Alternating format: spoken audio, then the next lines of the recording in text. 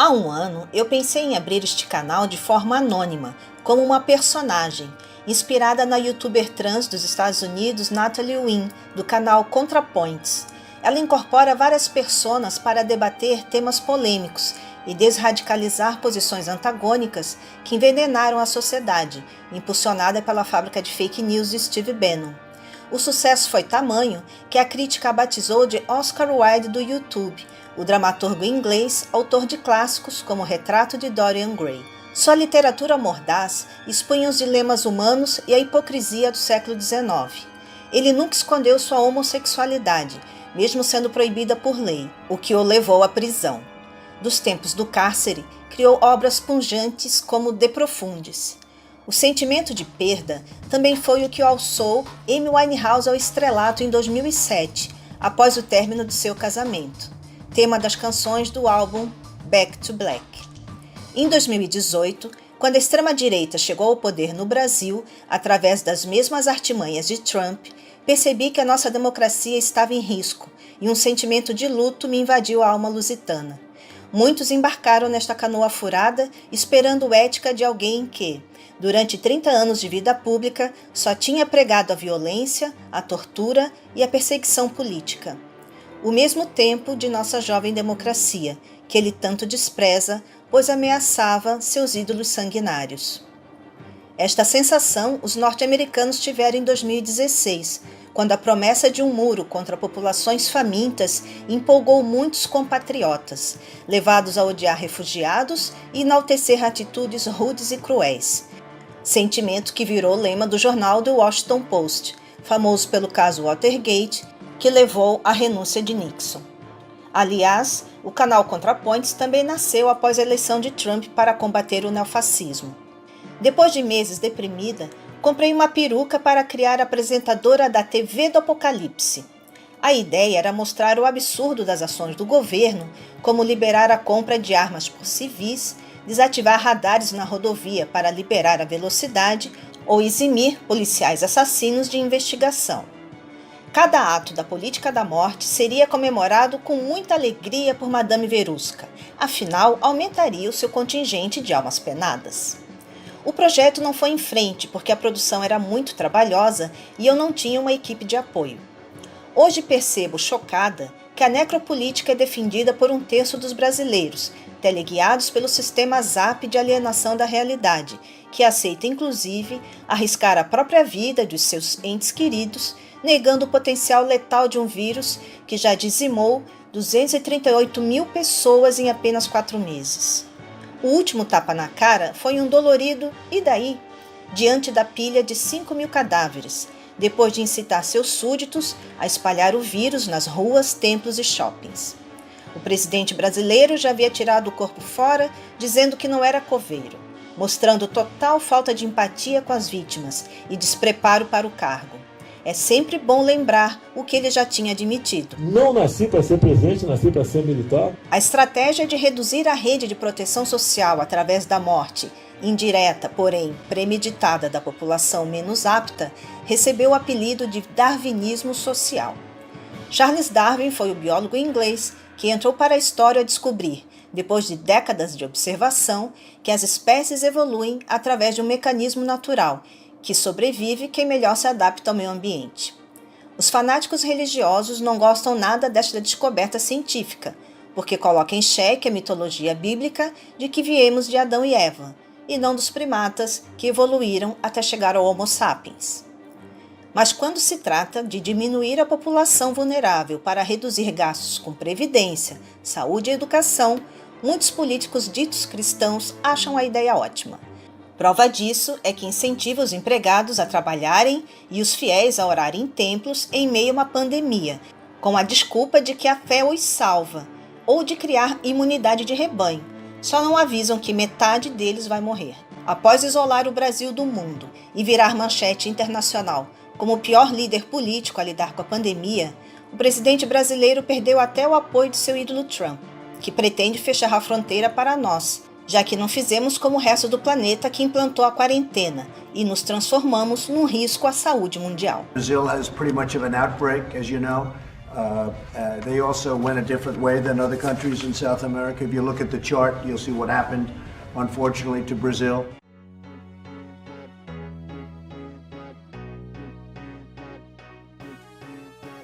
O irônico é que a minha atração pelo estilo gótico passa longe do apelo por morte da necropolítica. Os anos 80 foram famosos pelas ombreiras, o cabelo poodle, a pochete e as tribos urbanas. A revista Chiclete com Banana representava bem esta fauna. Bob Cuspe era o punk da periferia antissistema, que morava no esgoto, usava o cabelo moicano e roupas rasgadas. A Ribordosa era a porra louca típica da década das ilusões perdidas, no final da ditadura militar, com a inflação nas alturas e em plena epidemia de AIDS. No Brasil, os góticos eram chamados de darks. Suzy, amiga dos Sex Pistols, montou sua própria banda e lançou tendência com a maquiagem pesada, olhos profundos e cabelo volumoso. Ela também era amiga de Robert Smith, da banda The Cure, que misturava melancolia com ironia, em canções tão dançantes quanto tenebrosas e românticas. Como algumas letras do Joy Division, cujo vocalista, Ian Curtis, se suicidou aos 23 anos, por não saber lidar com a epilepsia e a separação da esposa. O punk nasceu da insatisfação da classe trabalhadora inglesa com a política austera de Margaret Thatcher. Já o gótico era hipersentimental, como o emo dos anos 2000. Uma das fontes de inspiração era a poesia vitoriana de John Keats e Lord Byron. As canções dos Smiths lamentavam a dor do amor adolescente não correspondido, a necessidade de amar e ser amado e a dureza de não se encaixar nos padrões sociais. As roupas ao estilo dandy causavam furor nos primeiros clipes de Prince, autor de outro clássico oitentista, Nothing Compares to You, cantado por Sinéad O'Connor, a musa careca dos olhos grandes e tristes. Suzanne Vega também embalava os corações melancólicos através de seu olhar soturno sobre a infância perdida em lares violentos ou a beleza solitária, num café onde ela observava os transeuntes, o que remete a um romance que marcou muito a minha adolescência. A Náusea, de Jean-Paul Sartre, conta a rotina de um historiador diante do absurdo da existência. O companheiro de Simone de Beauvoir e criador do movimento existencialista foi inspirado pela obra do russo Dostoiévski e era amigo de Alberto Camus, cujo livro O Estrangeiro inspirou canções do The Cure. No Brasil de fins do século XIX, viveram nossos poetas melancólicos mais célebres, o simbolista e catarinense Cruz e Souza e Castro Alves, ambos mortos por tuberculose, a doença que atingia mortalmente o peito dos românticos. A poesia Navio Negreiro, em que ele narra os horrores dos africanos a caminho do Brasil, é insuportavelmente bela. Muitas décadas depois, nenhuma música traduziu melhor a inadequação da adolescência quanto o Tempo Perdido, do Legião Urbana. Renato Russo seria uma das vítimas dos tempos em que ser soro positivo era uma sentença de morte, da mesma forma que Cazuza 6 anos antes. Já bastante doente, Cazuza fez o disco Testamento O Tempo Não Para, e ambos foram homenageados com ótimas cinebiografias. O Pet Shop Boys lamentava que o seu afeto fosse considerado pecado no clipe It's a Sin. A dupla Erasure apenas pedia por respeito, e Boy George eliminava as fronteiras da sexualidade em baladas como Do You Really Want to Hurt Me? Annie Lennox e Laurie Anderson mostravam com quantos terninhos se fazia um bom clipe de protesto. Entre as cantoras da MPB, Marisa Monte despontou em 1987 como diva absoluta com seu figurino negro, cabelos anelados e voz rouca de veludo. Dos Titãs, ela gravou Comida, num ritmo semelhante a um hacking. Já a banda paulistana gravou Flores em Você, uma ode à beleza do efêmero. E o Lobão dos Bons Tempos exorcizava a deprê em canções como Me Chama, Vida Bandida e Decadence avec Elegance. Outra banda icônica dos anos 80 foi Tears for Fears, cujo hit Everybody Wants to Rule the World ganhou sobrevida na voz de Lorde 30 anos depois. Em Shout, eles mostravam como se livrar da dor existencial através do grito primal. Janina Hagen fez uma versão arrasadora da burocrática New York, New York no primeiro Rock in Rio. Michael Jackson deu o tom da década em Thriller, uma homenagem aos filmes de terror com direito à narração de Vincent Price, o ator por trás do personagem Drácula.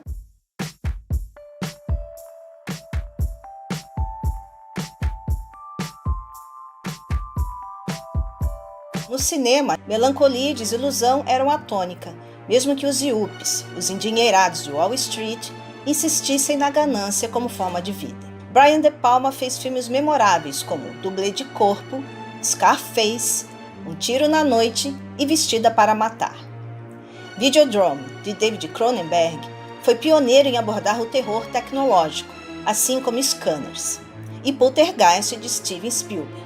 Em 1988, todo mundo estava grudado na telinha para saber quem tinha matado Odette Roitman, a vilã da novela das 8 que odiava a pobre. E ver o Brasil mostrando a sua cara, na cena final do empresário corrupto dando uma banana para o país.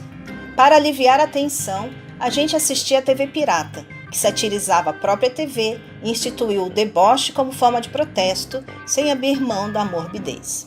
Filmes que misturavam horror e comédia inauguraram o estilo terrir, como A Hora do Pesadelo, com Freddy Krueger invadindo nossos sonhos, Elvira, a Rainha das Trevas, Cemitério Maldito, com trilha sonora dos Ramones, e A Hora do Espanto, o primeiro filme de Johnny Depp, ator preferido de outro gótico de carteirinha, Tim Burton.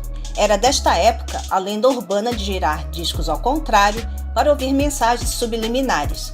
Aí o CD veio para acabar com a tradição. O espírito existencialista marcou obras como A Insustentável Leveza do Ser, do tcheco Milan Kundera, cuja adaptação para o cinema tinha Juliette Binoche e Daniel Day-Lewis.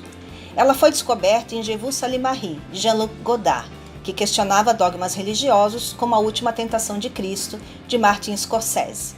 David Lynch elevou o gótico ao status de obra de arte com Blue Velvet, assim como Jim Jarmusch, em Down by Law, e Wim Wenders, com Asas do Desejo, que se passa em Berlim antes do muro ser derrubado à machadada com o fim do Império Soviético. E agora? Que paradigmas vamos derrubar?